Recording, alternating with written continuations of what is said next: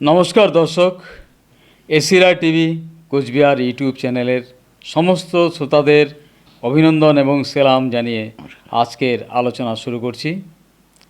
আজকে আমরা সেই আমাদের পুরনো বন্ধু বাংলাদেশের বিষয়ে কথাবার্তা বলবো।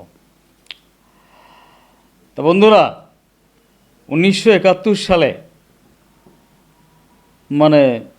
পূর্ব পাকিস্তান এবং পশ্চিম পাকিস্তানের মধ্যে যে মুক্তিযুদ্ধ হয়, তার মধ্যে আমাদের ভারত অনেক বড় ভূমিকা রেখেছিল। সেই ভূমিকা যদি না রাখত, ঠিক আজকের বালুচিস্তানের মতো সম্ভবত বাংলাদেশও পাকিস্তানের হাত থেকে মুক্ত হতে পারত না।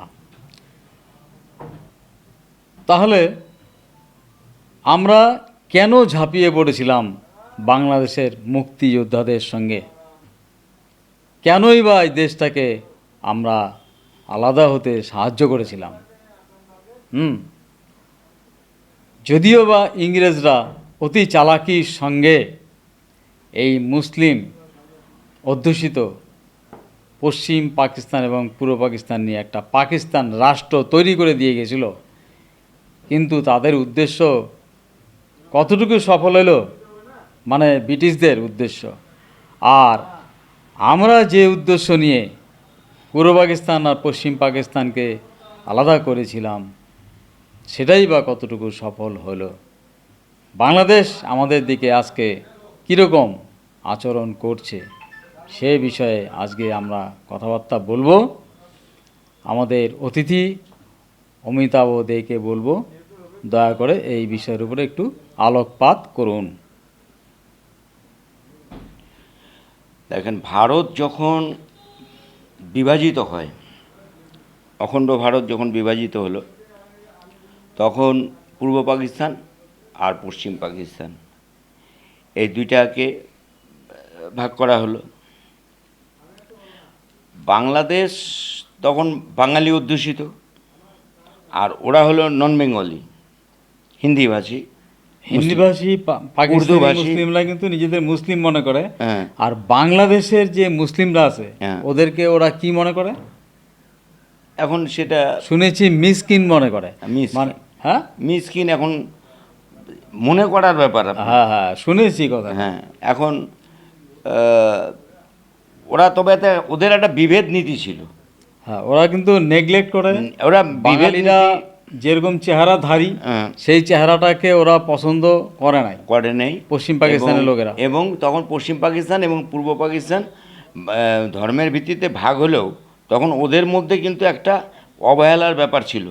পশ্চিম পাকিস্তান সবসময় পূর্ব পাকিস্তানকে অবহেলা করেই চলছিল। অবহেলা যদি নাই করে, অবহেলা প্লাস শোষণও ছিল। মুজিবর জিতে গেলেন, তার আসন সংখ্যা প্রধানমন্ত্রীত্বের মধ্যে চলে আসলো, তাও নাকি মিনিস্ট্রি করতে দিবে না। আচ্ছা, আবার একটা কথা ছিল, ওই অবহেলার মধ্যে একটা শোষণও ছিল, প্রচ্ছন্ন একটা শোষণ ছিল। কীরকম? বাংলাদেশে কৃষি সমৃদ্ধ একটা দেশ, তো কৃষি যেটা হতো সম্পূর্ণ ওরা ওইটাকে এনজয় করতো। অনাহার যদি থাকে তো বাংলাদেশেই থাকে। যারা কি দাঁড়ালো, আমাদের দেশ থেকে ব্রিটিশরা যেভাবে করে নিয়ে যেত, বাংলাদেশ থেকে ঠিক সেভাবে শোষণ করে নিয়ে যেত। নিয়ে যেত। তাহলে আলটিমেটলি এই বাংলাদেশ কি স্বাধীনতা পাইছিল? এই জিনিসটা তো আমাদের যারা নাকি বাঙালি মুসলিমদের মধ্যে যারা ছিল, মুজিবুর রহমান কিন্তু এটা রিয়েলাইজ করলেন। মুজিবুর রহমান কিন্তু সেই বাংলাদেশি, মহান বাংলাদেশি, সেটা রিয়েলাইজ করলেন যে আমরা বাঙালিরা ভাষা আন্দোলন করলো, অমুক করলো, এই সমস্ত নানান কিছু। তখন তার চোখে পড়লো যে এই অবহেলার থেকে আমাদের মুক্তি পেতে হবে। অতএব আমরাও স্বাধীনতা ঘোষণা করব। এটা যখন ওদের মধ্যে কনফিউশন, কিন্তু ওদের মধ্যে confliction in between East and West Pakistan যখন দেখলো যে এরা না থাকার নাই, তখন ইন্দিরা গান্ধী যখন নাকি মুজিবুর রহমান সাহায্য চাইলো যে আমাদের হেল্প করো, এইভাবে মানবতাবাদকে লঙ্ঘন করে সমস্ত কাজ হইতেছে, তখন ন্যাচারালি আমাদের অনেক লোকে অত্যাচার করছিল। শুনেছিলাম প্রায় 30 লক্ষ লোক হত্যা করা হয়েছে। হত্যা করা তার হয়েছে, মধ্যে তারপরে অনেক মা বোনদের 2-3 লক্ষর ধর্ষণ হয়েছে। ধর্ষণ, এই সমস্ত নানান রকম মা বোনদের মানিজ্যতের ব্যাপার ছিল, এই সমস্ত নানান কিছু মানে অনেক মানে মানে বড় ঝামেলার পর করুণ ইতিহাস, হ্যাঁ করুণ ইতিহাস। এবং বাংলাদেশে তখন ভারত দেখলো যে, ইন্দিরা গান্ধী দেখলো যে এখন এদের রেস্কিউ করা উচিত, এবং যেহেতু আমাদের অ্যাডজেসেন্ট একটা প্রতিবেশী, তো ওই যে অটল বিহারী বাজপেয়ী যে কথাটা বলছে, ভাই তুমি সব কিছু বদলাতে পারো, তুমি বড়লোক হতে পারো, ধনী হতে পারো, যাই করতে পারো, পরমাণু শক্তিধর দেশ হতে পারো, কিন্তু তুমি কিন্তু প্রতিবেশীকে পাল্টাতে পারবে না। প্রতিবেশী প্রতিবেশীর মতোই থাকবে। এই বাংলাদেশ, আপনি যদি আজকে আমরা ভারত যদি আমেরিকার সেই পজিশনে যায়, বাংলাদেশকে কি আপনি বদলাতে পারবেন? বাংলাদেশ আপনার প্রতিবেশী, সেটা হবে না, কিন্তু বাংলাদেশ আপনার প্রতিবেশী থাকবে। প্রতিবেশীটাকে পাল্টানো যাবে কিভাবে? মাইন্ডসেটের দিক দিয়ে, মাইন্ডসেটের দিকে, মনের এখন- দিক থেকে। এবং ভারত কিন্তু এইদিকে খুব সমবেদন মানে বেদনা প্রকাশ করে যে আমার এটা প্রতিবেশী, আমার প্রতি ফার্স্ট নেশন, মানে নেশন ফার্স্ট, এই যে যেটা করে যে আমাদের নেইবার ফার্স্ট, যে তার তালিকা ছিল, তার ইদানিং এই তালিকা থেকে বাদ গেছে পাকিস্তান বাদ গেল। হ্যাঁ, এখন বাংলাদেশও বাদের খাতায় আসছে, কিন্তু আস্তে আস্তে আস্তে আস্তে প্রায়োরিটির দিক থেকে না, দেখবেন ওই এই যে চেঞ্জিংগুলা, সেটা কি করে আসলো, কেন আসলো, সেটা একটু বিশ্লেষণ করেন। এই চেঞ্জিংটা কেন আসলো? এখানে যখন নাকি মানে মুজিবুর রহমানের একটা হত্যা ষড়যন্ত্র, এই যে জামাত, ডিপ স্টেট, এখানে কিন্তু অলরেডি যখন নাকি মুজিবুর রহমান এগুলো ধরতে পারেনি, যে ভাবছিল যে একটা আমরা জাতিগতভাবে যেহেতু একটা আমরা ক্ষমতায় আসছি, সেহেতু আমাদের মধ্যে বিদ্বেষ থাকবে না, আমরা সবাই এক। এটা ছিল মুজিবুর রহমানের চিন্তাধারা। কিন্তু মুসলিম তলে অধ্যুষিত তলে অঞ্চলে এই স্ট্যান্ডটা থাকে না, থাকে না।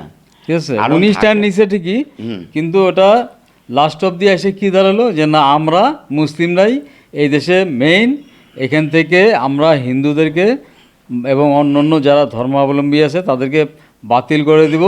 সেই জন্য ওরা চট্টগ্রামের যে উপজাতি অঞ্চল, সেখানে গিয়ে মুসলিমরা ঢুকে বাড়িঘর বানায় ওদের যে ডেমোগ্রাফি এটা চেঞ্জ করে দিয়ে একটা মানে মুসলিম প্রধান দেশ হয়ে গেল, মুসলিম দেশই হয়ে গেল পুরোপুরি। এই যে মুঘল শাসন ব্যবস্থা, মুঘল শাসন ব্যবস্থা এবং হিন্দুদের রাজারা যখন ছিল, তাদের শাসন ব্যবস্থার মধ্যে দেখবেন একটা পার্থক্য আছে।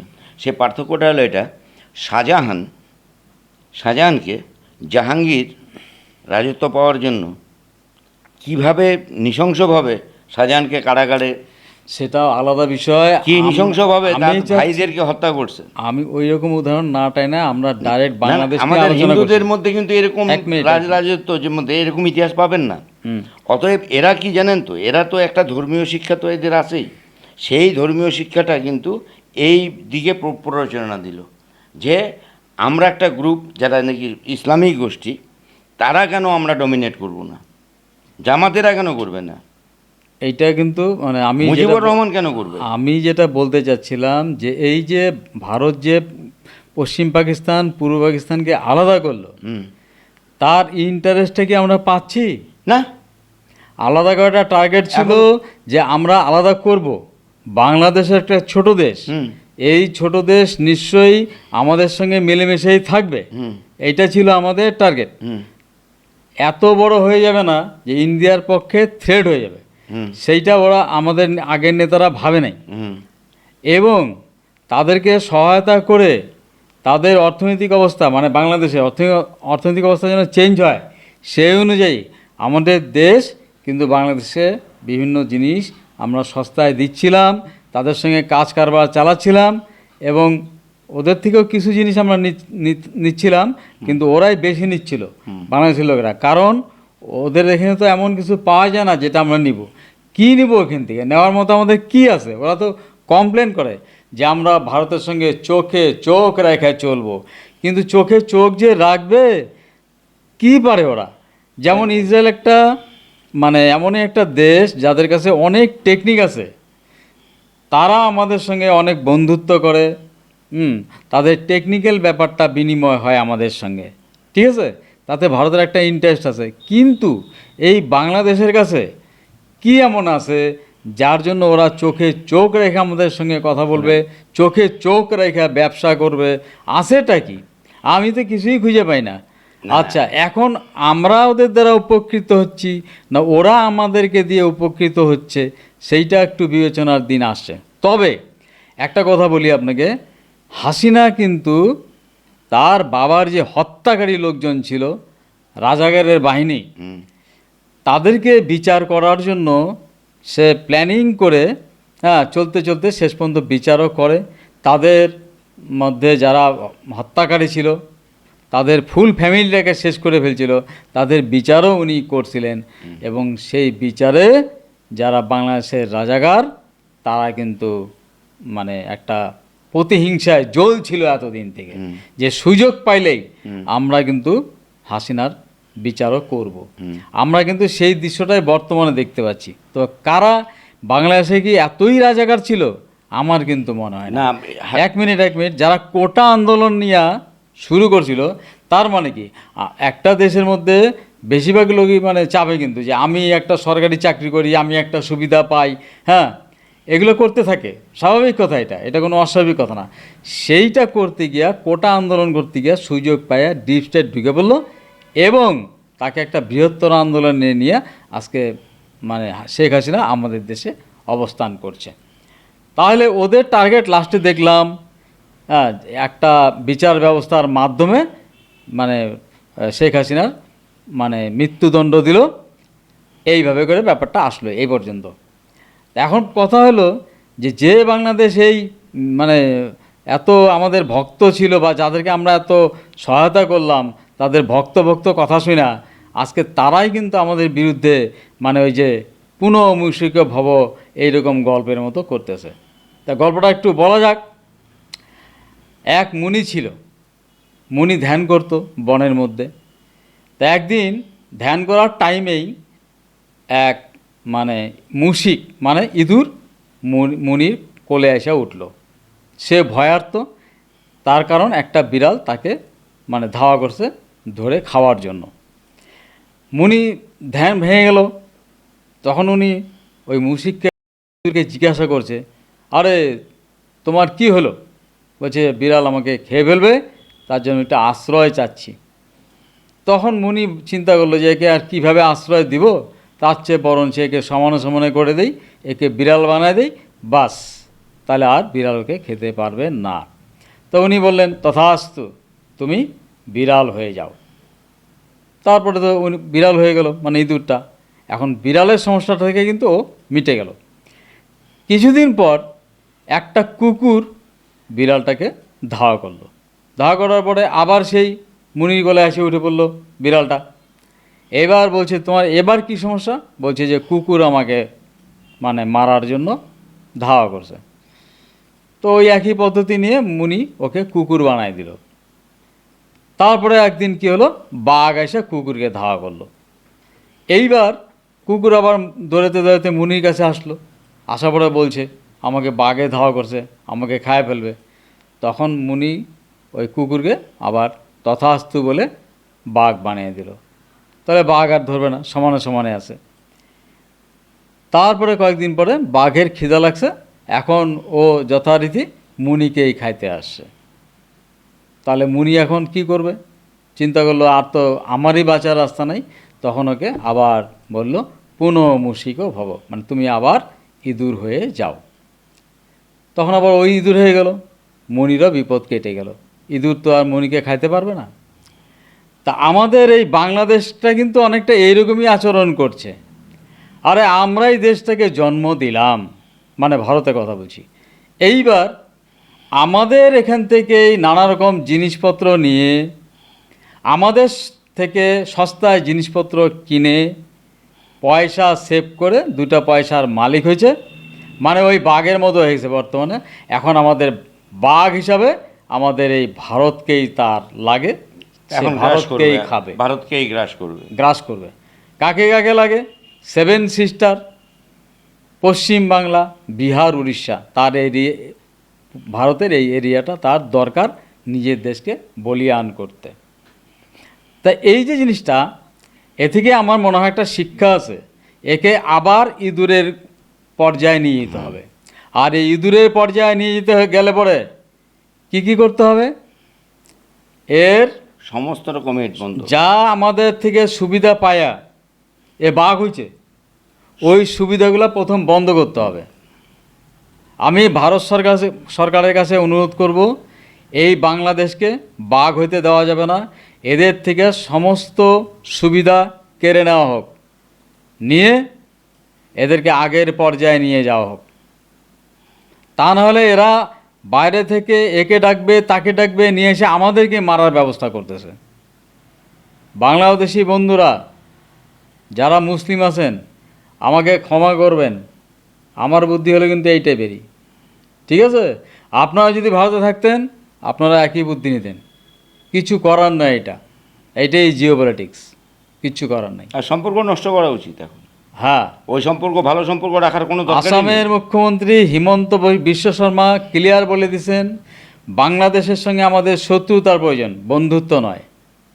শত্রুতা মানে কি, আমি যখন ফিল্ডে খেলতে যাব না, মনে করেন আমি দৌড়াচ্ছি, আমার সঙ্গে কেউ দৌড়ে সে প্রতিযোগিতা করছে আমার সঙ্গে, তখন কিন্তু আমি তাকে ওই মুহূর্তের জন্য আমি কিন্তু তাকে শত্রু হিসাবেই মনে করব। এটাই নিয়ম। আমি তো জয়ী হতে চাবো না 100 বার। এটাই তো নিয়ম। তাহলে আপনারা এই ধরনের ব্যবহার করবেন, তাহলে আপনার উইক পয়েন্টে মারাই আমার ভালো, আমরা সেটাই করতে চাই, ঠিক আছে? তাহলে পরে এই একটা রাস্তা। আর না হলে পরে আমাদের যে দীনেশ ত্রিবেদী গেছেন, একটা কথা বলছেন উনি ওখানে গিয়ে, যে আমি বাংলাদেশের 20 কোটি এবং ভারতের 140 কোটি, মোট 160 কোটি নিয়ে আমি ভাবছি এই সমস্ত লোকগুলার যাতে ভালো হয়।